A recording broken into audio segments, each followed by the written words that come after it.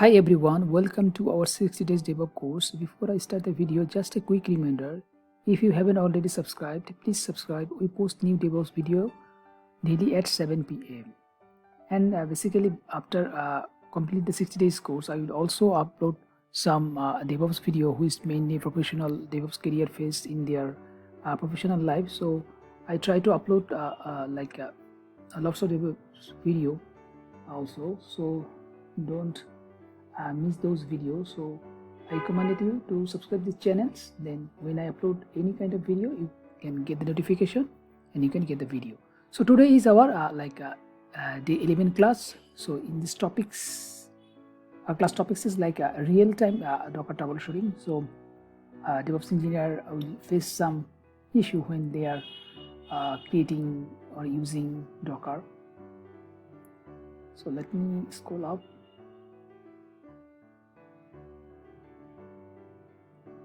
So I mentioned here like 4 or 5 types of problem when we are facing to create the Docker container. So first problem is like when you are running any container, if that container doesn't running any service, then that container will be right away stopped. Okay, so we need to make sure to run any container, we need to run any service in that container. So without running any service in that container, the container will be stopped right away. Okay, let me show the example. So if we run docker run ubuntu,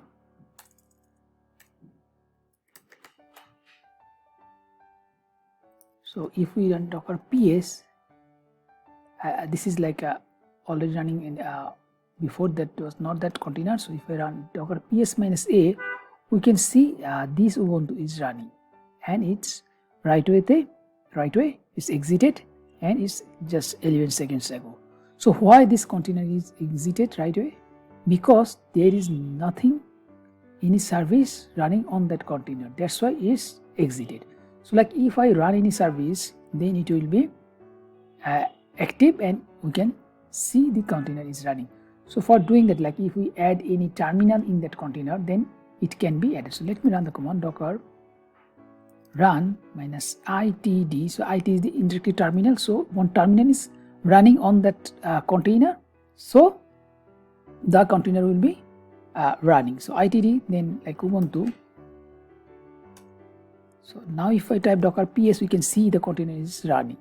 See, the container is running because there is a service bash script or terminal is running on that container. So this is the service or anything is running in that container, then that container will be like running. So you can see the container is running now. So make sure we want to keep alive any container, we need to run anything there. So this type of problem we face. So another problem we are faced, like when we are running any container, that container is not accessible. Let me do the example. Just docker run, we just do it just mode, then we just give a name and we expose the port and the image name. So let me copy this. So I think this name is already running here.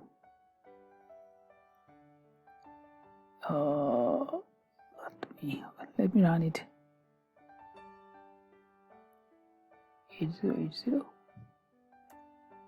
So docker ps. So now we can see this container is running. Let me try localhost. Sorry, curl. You can also do this from the browser also. Curl localhost and our port is 8080, but we are not able to access this.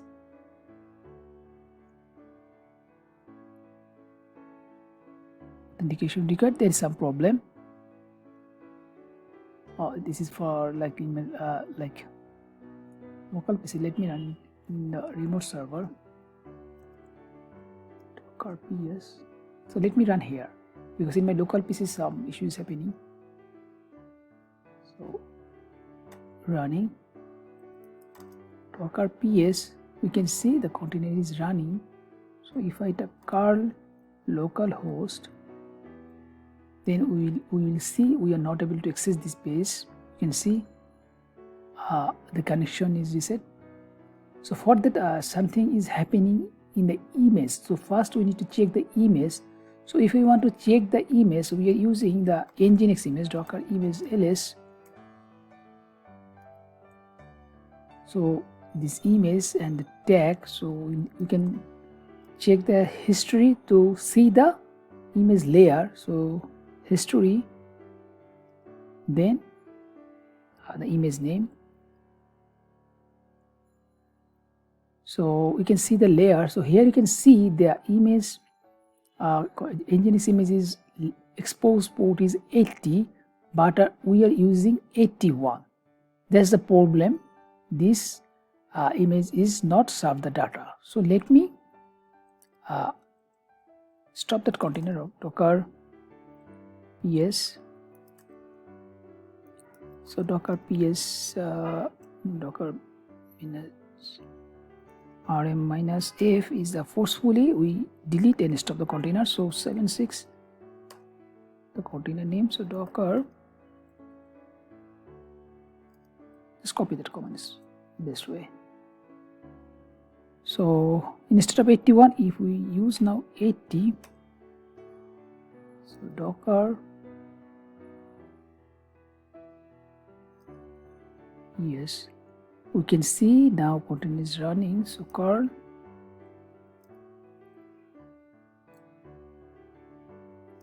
host.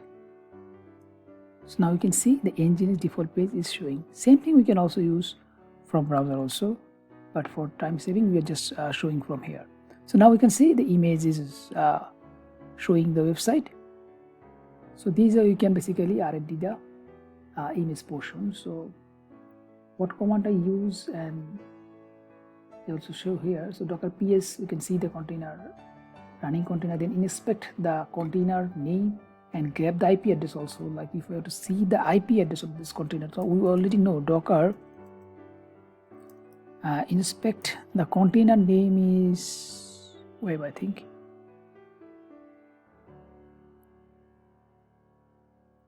So web. So if I type web, then it will inspect. The spelling is mistake in. So it will show all the data of or properties of that image. So from that we can just grab it, means like we can filter it something we are looking for IP address. So we can see the IP address this. So we can also like get any another thing if we want to look. So these we can find anything from that properties of that image. So we can also use docker image history to nginx. We can see the layer of the use of image. We already use this command. So how we can fix this error which I mentioned here. So there's the step is here. So some way we can fix this. These steps I just put it here. So another command is like when we create any container from any docker file. So what problem we face, like it's continuously crashing or getting low. So docker run dash name, this is the name of the container, and this image we already created. So like in the basic of docker class, which was I think Day-11, we already discussed how we can create an image from a docker file. So here I already have a docker file in my local PC. So but somehow my local docker is not working. Let me copy this file.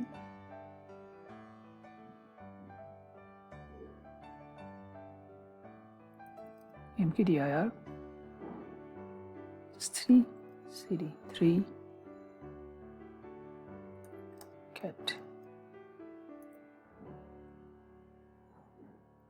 Make sure this capital and spelling is perfect. Docker, because I do lots of mistake in spelling. So I need to also create an index file there.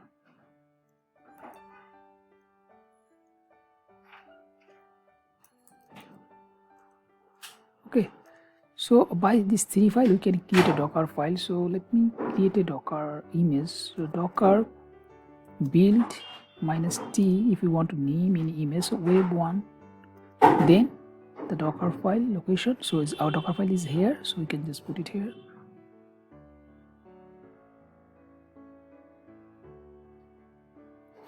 So just wait a little bit.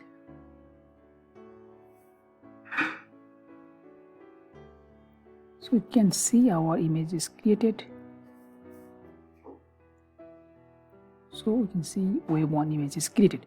So now if we face any problem, when creating the image, what type of problem we can face? Like, let me LL this file. So let me grab that Docker file. So when creating the image, like maybe we mistakenly use different tag, then that tag have different command. So maybe that's the cause you have facing problem when create the image, or when we run any package or any dependency, maybe we do some mistake, or some dependency we need but we didn't add that one, like we just put run apt get update, we didn't add to install the nginx. So if we don't install the nginx, then the working directory of that container is not available. So then when the image is created, it will get an error. So I also face, like when we copy the index file, we need to make sure the index file's location is perfect. Then we also make sure the expose port is accurate. So like when we grab that image, like this is Ubuntu, if we use nginx image, then you can see the nginx image port is what. Then we need to make sure this export is perfect. And also we face some problem if we like cmd command, this command, if we do some mistake, or instead of -g, if we put only g, then you also face some problem when create the image. So just give you one problem, like if we create a directory like w1, then if we move the Docker file to w2, sorry, w1, then now if I want to docker build -t web w2, just put w2 image name, then now docker image is in the w1 file, but still we face some error. Like if I want that location, still we get some error because the index file's location is different. Okay, so you can see that the index file is like, let me get in. So now if you get in cd w1, so our docker file is here now. So if you get the docker file, so let's try to copy the index file to our container, but this index file is not this location. This index file is one up that like index file. Like if you want to ll, this index file is not here, so we need to like ll, then dot dot, then is this index file is here. Okay, so this is the reason basically this error will get when we create the image. But this is the best way to, like when we create any image, make sure your docker file and in the root location, and your apps and other thing is the subfolder. So that way basically you will get more easier and more professional way to create the docker image. So let me back. So like move w1 index, sorry, docker file here. So we need to like use this structure. Docker file should be in the root location. Then if you want to use any image or any application, then create a folder like app or your website, like w1 is a website, then you can put your website in this location, but make sure docker file is the root location. This is the perfect way, otherwise you have to do lots of R&D and you will face lots of problems. Okay, so this is one thing when you like create any image, you will face those type of error also. So let me show another image. So we already discussed the like image issue. So like bad copy path, missing dependency, and wrong syntax in the docker file. So how you will get those things, you can get it here. Okay, so now I will see I will show you some command. So like every Docker image, like here is, if we run Docker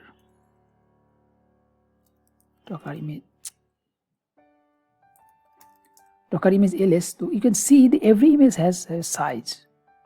So it takes some storage in your local PC.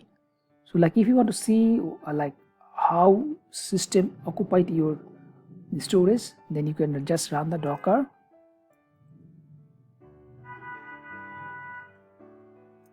system df. This you can see like details of your PC. So like here is 4 images running, one is active with this container, so that image size is 532.6 MB, and this replica image is also this size. The container is only one running, and the size is this. Local volume is 1, only using 504 byte, and build cache also. Okay, so like if you want to see my local PC, same command if I run here, like Docker system df, you can see lots of file and lots of storage is here. So it will also take more time because here is lots of emails and lots of container related issue, some build issue, some big cache issue, lots of storage is here. So it's basically it will take some time. Okay, so let's wait for a few seconds to come that up. Then we will just talk this command like Docker system prune. If we want to delete everything in our system like volume, network, we can delete everything if we use Docker system prune. Docker container prune, if we want to delete all container. Docker image prune, if we want to delete all type of image. So you can see now this is coming. So here is 60 images, where is 5 is active, that means 5 container is running. This size is 11.21 GB, and container 6, 3 active using 322 MB, and local volume you can see 33 local volume, where is using 19.82 GB, and cache it also use 21.24 GB. So lots of data is here, that's why it's taking long time. Okay, so let's get back to the documentation. So here I also give some pro tips, Docker troubleshooting. So like we can see the stop container using Docker ps-a.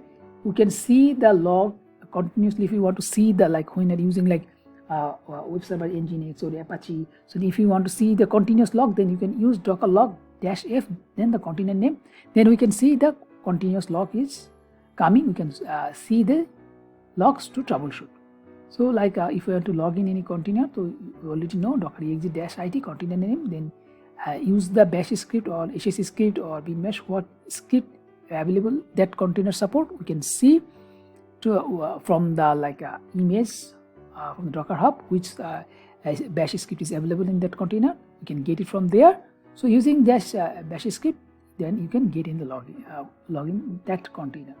So Docker inspect container, you can see the properties of that container. Then Docker top command, Docker top, then container. We know if you want to see any service is running in Linux, we can use the top command. So for Docker, we're using the Docker, then top, then the container name. Then we can see what service is running in that container. So Docker version is see the Docker version system info is showing the Docker system information, and Docker help we get the a Docker command help. Everything we already discussed, but we are doing a recap. Just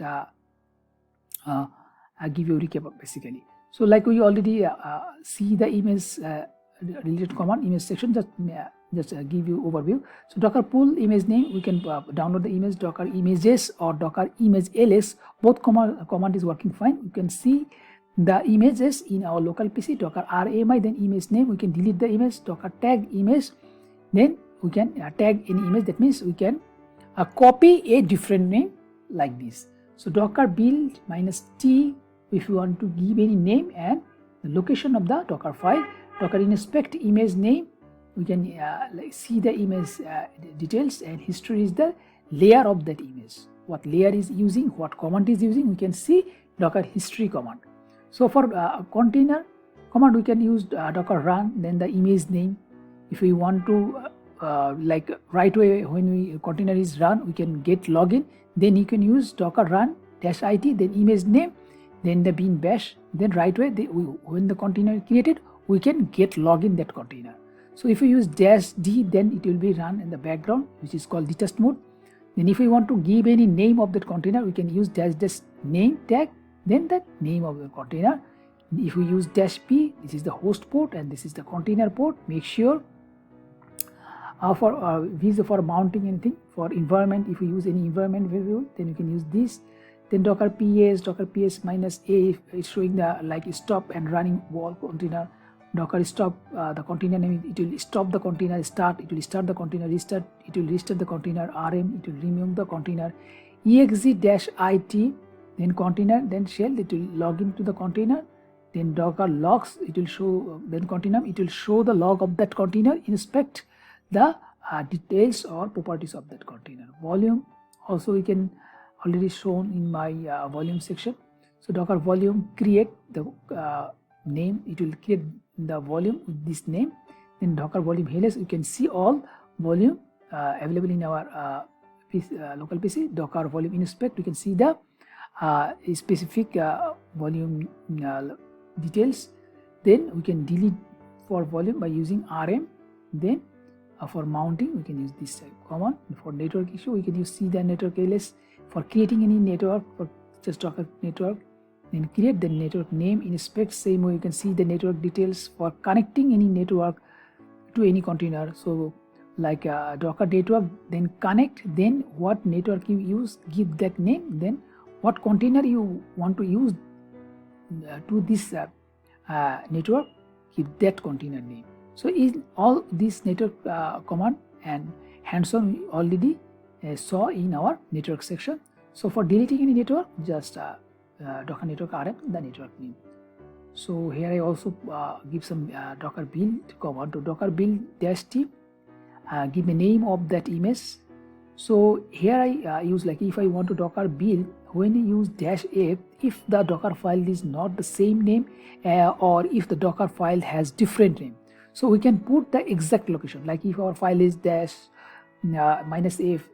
then home ubuntu, then image file or something different file, then we need to make sure we put the exact location, then the name of the image if you want to put -t. So if you want to delete all image, you use docker image prune. So docker stop command we already know, docker stop, then docker ps -q, all id is showing, then one by one it will stop. Docker rm, same way we can get stop and running all container, it will delete all those container. Rm I is the for basically image I. So when I use docker rmi, it will delete this image. So I also add another command, docker image -q, that means all images id is showing in that command, then this rmi command will delete one by one image. Or we can use docker system prune, it will basically delete all image in your local PC. And for like take your image to another PC or share your image to any other one, if you didn't upload your image in the docker hub, so this way we can docker save -o, then give the name of that file, the tar file, then the image, then this way this image will be make a tar file, then you can copy this image to your flash drive and give it to your like a friend or some other person. Then from that flash drive, if you want to take that image to your local PC, then just use docker load -i, then the name of the file or the specific location of the file. So docker login, so when you are pushing any docker, so we use docker login, then -u, the username of your docker hub account, then it will ask for the secret access key, then you type the secret access key, then you can see you are successfully logged in, then you are able to upload your image. For make sure when you are uploading your image, make sure your image is tagged this way, your name of the docker hub account, and then your image name and the like tag, if you any tag you use, like version 1, version 2, something like this. For pushing or uploading the image, you just use the push command. For downloading, you just use the pull command. So docker compose we'll see in the next class, so then we'll discuss the docker compose section. So useful one linear is like when we run in engines command, use this. So if we want to use any environment, like when you're using MySQL database, then we need MySQL username and password, then we pass in the environment variable -e MySQL root password, we use the what password we provide, and if we want to give the password, then we use the same way -c MySQL password, and we will pass the password in the environment variable. And what type of variable we use in MySQL, we can get everything in MySQL image, which is available in Docker Hub. Okay, so Docker exe, then container ID you can see, and get login to the like container. Here is some basic practice for like advanced level, and if you want to like image everything, you can use Docker image pool. So environment variable you can also use .env, this type of, but this is like advanced level. Docker ignore, if you want to, when create any image, don't want to add something in that image, then you can use Docker ignore also. So these are like basically a little bit advanced level. So that's all for today's video. So if you found this video is helpful, then don't forget to like, share and subscribe the channel.